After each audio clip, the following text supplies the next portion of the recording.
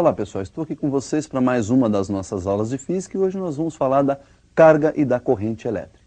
Para lembrar então do estudo dessas cargas elétricas, nós vamos lembrar dos átomos, e das partículas elementares. Então observem a relação entre a carga elétrica e as partículas elementares.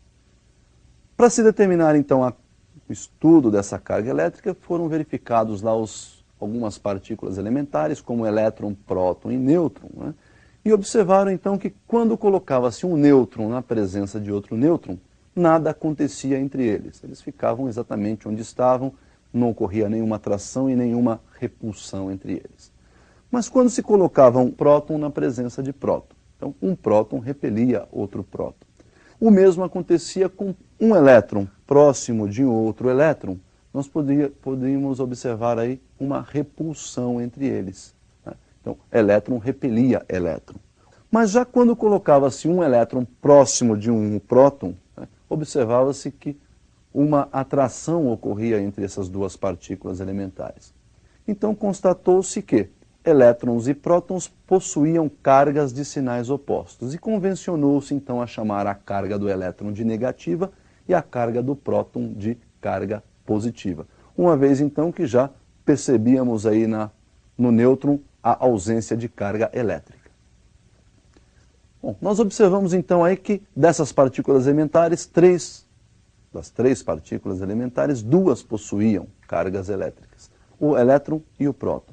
E essa carga elétrica então foi medida e constatou-se ainda que, mesmo possuindo massas diferentes, essas duas partículas possuíam a mesma quantidade de carga, porém com sinais opostos. E esta carga então foi chamada de carga elementar. Observe então a intensidade da carga elementar. Então olha aí, a carga elementar nós vamos representar pela letrinha E e ela vale 1,6 10 elevado a menos 19 coulomb. Para o elétron então carga negativa, menos 1,6 vezes 10 elevado a menos 19 coulomb. E para o próton carga positiva, mais 1,6 vezes 10 elevado a menos 19 coulomb. Então pessoal, nós vimos aí a definição de carga elétrica. E o próximo passo é definir os chamados meios condutores ou os condutores elétricos. Nós podemos encontrar condutores elétricos nos estados sólido, líquido e gasoso. Então vamos observar esses condutores nos estados sólido, líquido e gasoso. Condutor no estado sólido, como exemplo, nós temos os metais. O motivo é simples, porque eles têm aí uma quantidade de elétrons livres muito grande. E esses elétrons livres, então, é que vão ser os portadores de cargas elétricas, é quem vai fazer o transporte das cargas elétricas. Então, nos condutores sólidos, impera aí o transporte de cargas elétricas feito pelos elétrons. Condutor no estado líquido, nós temos como exemplo as soluções iônicas. E lá, então, quem possui as carguinhas elétricas e quem vai fazer esse transporte são os íons. E temos ainda o condutor gasoso, que temos como exemplo os gases ionizados, e quem vai fazer o transporte, então, lá de cargas elétricas são os íons e os elétrons. Então, como nós podemos ver aí, os condutores podem estar no estado sólido, líquido e gasoso, e para cada uma dessas situações nós temos aí um portador ou alguns portadores. No caso dos gases ionizados, nós temos como portadores de cargas os íons, cátions e ânions, e também os elétrons. Muito bem.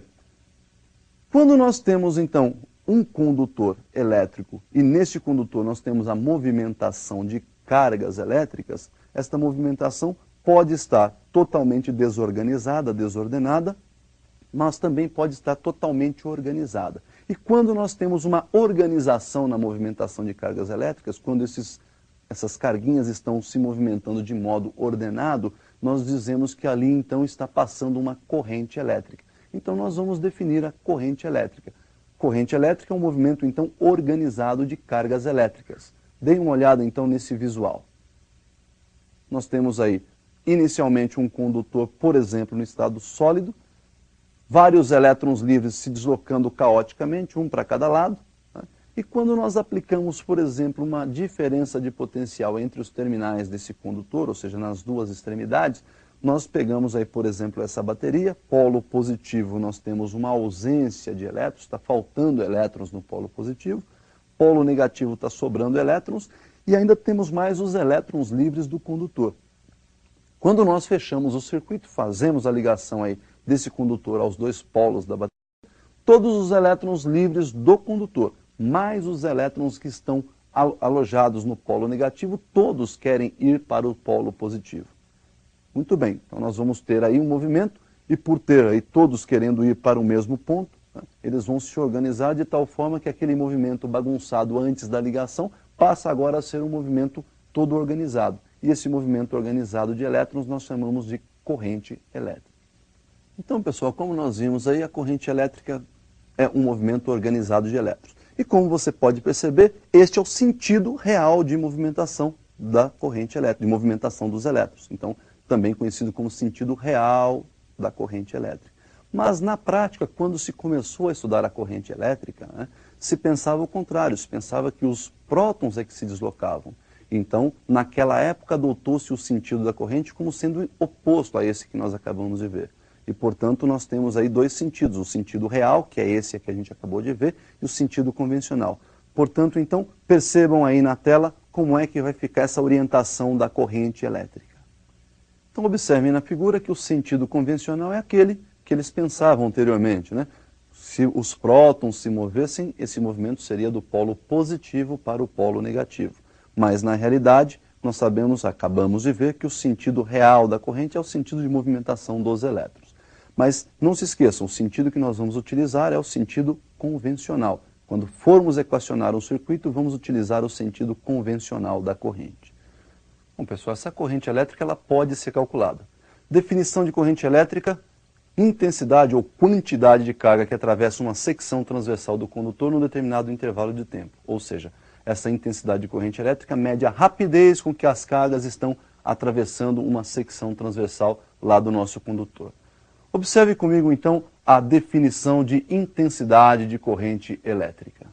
A intensidade de corrente elétrica, então, vai ser dada pela quantidade de carga que atravessa uma secção transversal do nosso condutor, né, num determinado intervalo de tempo ΔT.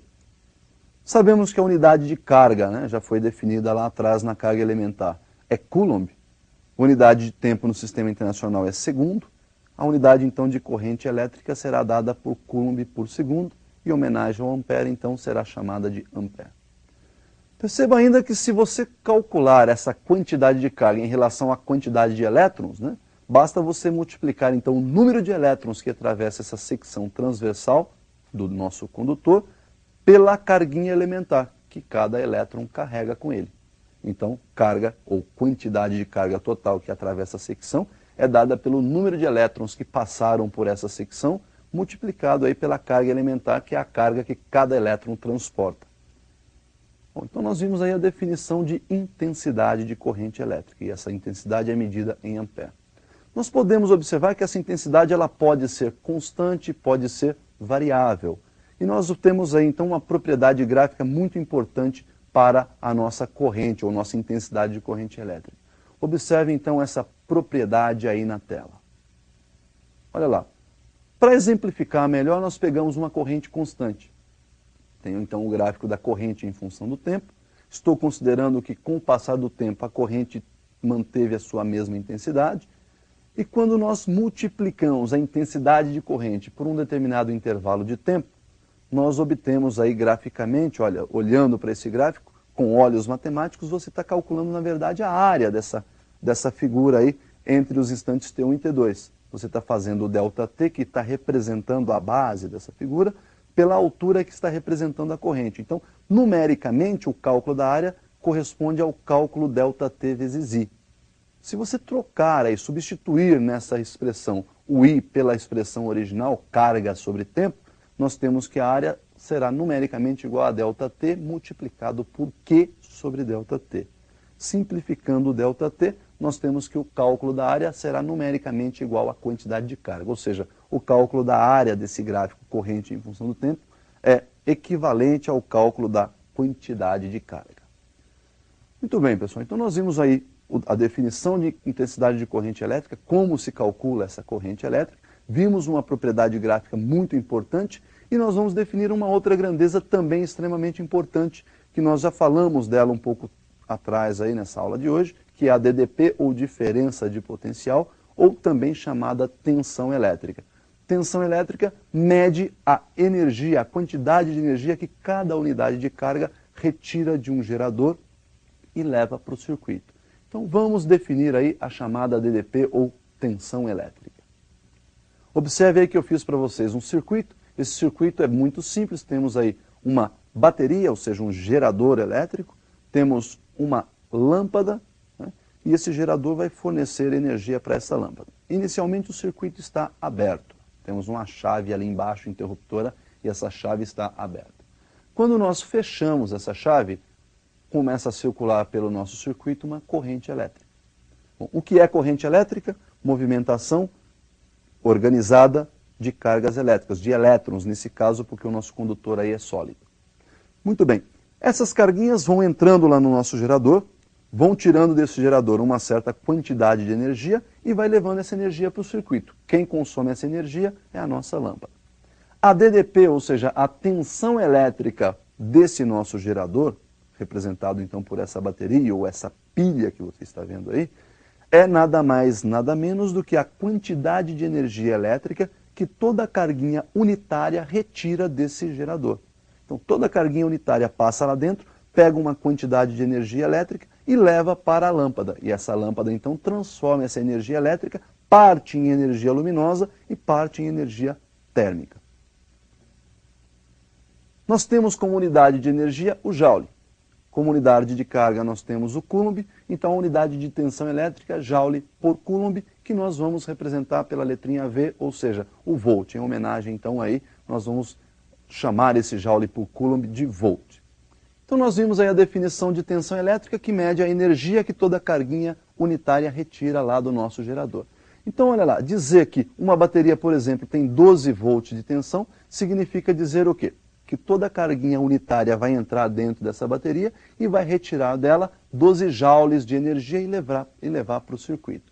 Tudo bem, pessoal? Então nós vimos aí hoje a definição de intensidade de corrente, definição de carga elétrica, vimos a definição de condutores elétricos, tensão elétrica e tudo isso serve para você então aplicar nos exercícios.